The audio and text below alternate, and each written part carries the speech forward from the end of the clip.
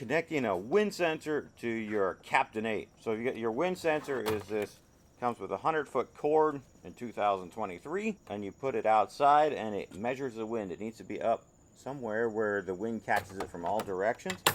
You've got a long cord, and you just bring it back in. You go through to one of the grommets, and you come up here. It's got 3 wires. You got a red, white, and black. The black one goes to ground, which is 98. The white one goes to 99. And the red one goes to 24-volt auxiliary down here. So there. That is how you connect a wind sensor to the Captain8 controller. It's really simple. Just extend the wire the whole way in. The red goes to 24 auxiliary.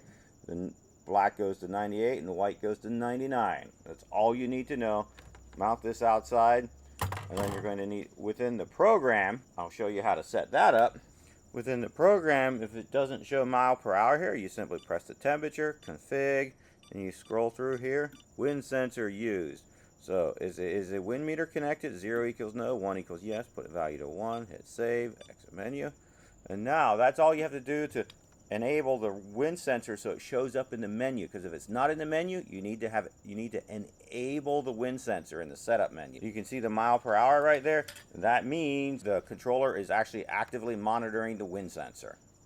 So if you have the wind sensor connected, it must be monitored. There you can tell it went to 0.1 miles an hour already. So if you like this, like and subscribe.